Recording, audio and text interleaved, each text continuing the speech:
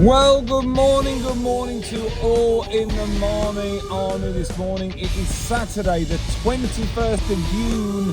This weekend, I will be undertaking what I'm calling my weekend of fun. So, I'm going to do a parkrun this morning. I'm going to go to a fast parkrun where there's plenty of people. I'm not going with any kind of pretensions about winning. It's not the be-all and end-all. And then on Sunday, oh God, I dread to say the words. I'm doing a fun run. A fun run. God, can you imagine the logistics that I'm going to have to go through? The mental torture I'm going to have to go through. What to wear? Do I smile? Do I run very fast? Am I going to have to run with people and talk to them all the way around? Particularly children. Don't want to run with you. Don't want a high five. Don't want to pretend to laugh at fancy dress. How are we dealing with the heat, Marmers? Not particularly well. It's okay. But I don't know whether any other gentleman will endorse this. But I'm just clammy everywhere. I get out the shower, I'm clammy. You know, I sit at a desk, I'm clammy. The back of my legs stick to the chair. And good God, the Calvinis have had to take some punishment. They've acted like a towel this week. You know, I get what I call a clammy cluster, which I think probably needs no explanation. But just for any of you ladies, if you do need explanation, think of famous cereal brand honey nut clusters and simply substitute the honey for cheese, and then you're going to get somewhere close to what I've been suffering.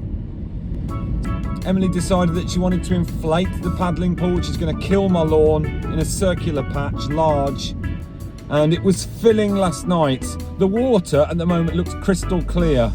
By the time the kids get hold of it a bit later, as I say, it'll be like a milky white with Rubik's cubes all over the top of it, and grass and mud.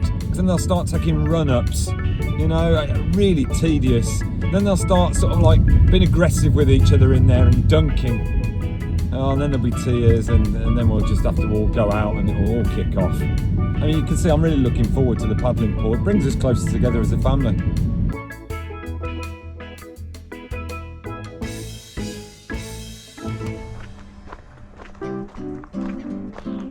But here we are at Edgbaston Reservoir.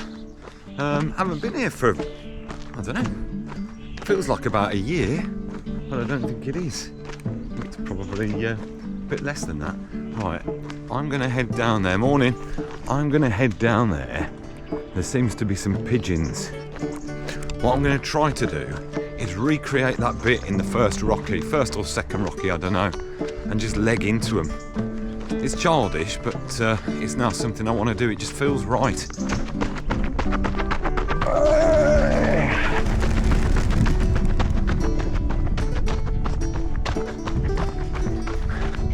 Slightly less impressive than I thought. They're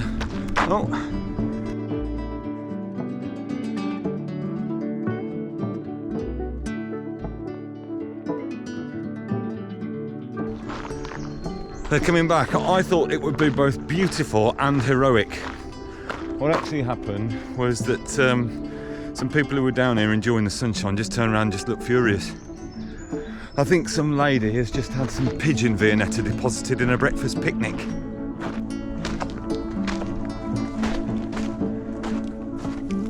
Look at this. I've allowed myself to come down beachside. McDonald's bag, some blue algae, some pigeons, some debris. It's a little bit like being at Breen, I think, to be honest, but hey ho. So, other news, I don't know, I guess I should apologise a little bit, or at least point out the issues with my hair. I have started to resemble a middle-aged lady at a wedding. You know, in a lopsided and particularly ill-fitting hat. I had a rogue haircut not 3 or 4 weeks ago.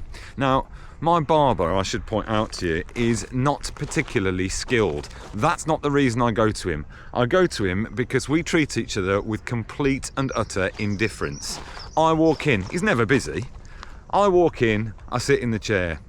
I don't think we even exchanged light pleasantries. He just kind of moves me into it with his hand. He makes the kind of like, the futile attempt to ask me what I want. I know he's not going to follow the instructions, but we then sit in about 15 minutes worth of easy and comfortable silence with not an exchange between us, just the way both I and he presumably like it. Now, last time I did this, he actually had a look at my hair and examined it slightly closer than he normally does and said, "Shall I leave it longer on top?"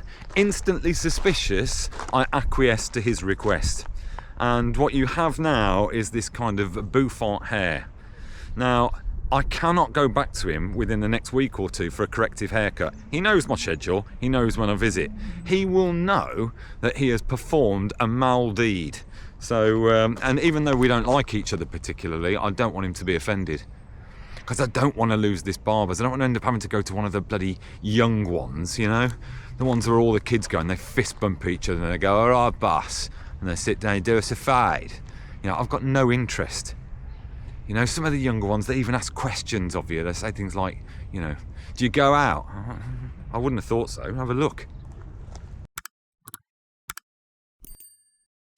Now, very important this one. I'm trying to get to 10,000 subscribers by the end of 2025. Hit subscribe, please. Well, how exciting. This is a weekend of fun. No pressure whatsoever. Just a gentle run. Jesus Christ, look at him go. Fleet of foot. Look at that. And 2, 3. Right, some other keynotes. Hot in pursuit. Right, I'm not going to be competitive. I'm just going to settle in. Left-hand side of the cones, please. Not any cheaters. Come on, you, Baywatch. Thank you. Fall in line. Right, so it's a weekend of fun. I'm just going to settle in behind these and probably just appreciate the views. What I'm not going to do is start being super competitive. There's just no point. What does it say about me? How long will I wait? Right, that long. 58 seconds. Thanks, lads. Excuse me, I'm coming around on the outside. Watch the bin. And that's a 3-person takeover. Sling it, lads. Eat the dust from my Pro 4s. And that is pretty well where I am for the rest of the race. Marooned in 3rd.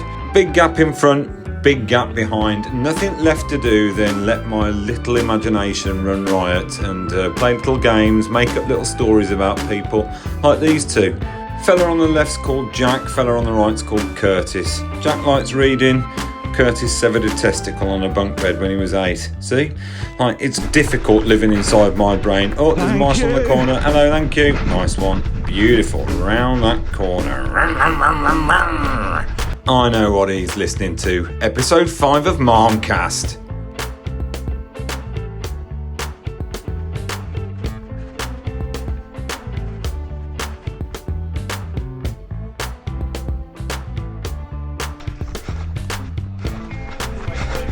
Thank you both.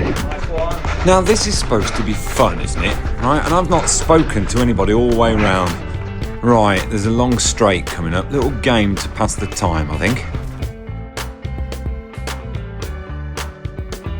Might be short-sighted, but 10 minutes obviously.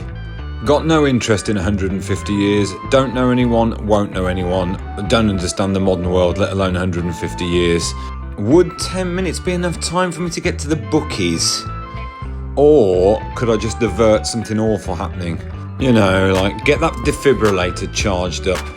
Put that manhole cover back on. Get me that spare pair of Calvinis out, will you? I'm going to need them. Right, second lap coming up. Haven't seen anyone for a while. Get a bit overexcited and thank someone who does absolutely nothing to help me.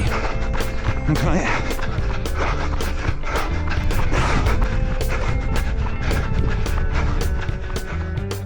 Right, another great couple of people coming up. Look, on the left I've got to introduce you to Sheila. Now, Sheila likes crochet and badminton, and that's her husband Monty on the right. Monty's just started farting into his air fryer. Thank you. Thank you. Right, now I'm turning the volume right down at this point because this is the most enthusiastic marshal I've ever met. Thank you. Thank you. Thank you. Thank you, sir. Stand tall, shoulders back, smash it.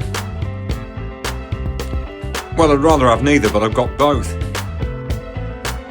Neither. Keyword is work. Ridiculous, not even a question. Bit awkward. Right, coming up to the finish, nothing else to say but to get out of the way, stop chatting, thank you. Thank you. Thank you. Cheers, thank you.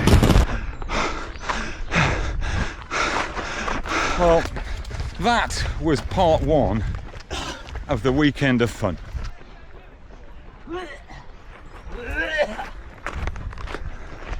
That was nice. A bloke just going through the final stages of consumption there. I hope he recovers, but I don't know him, so either way, things happen, don't they? Right, let's head back to the red hot Marmobile. I have no idea what the time was there, but I podiumed for the first time ever at Edgbaston Reservoir.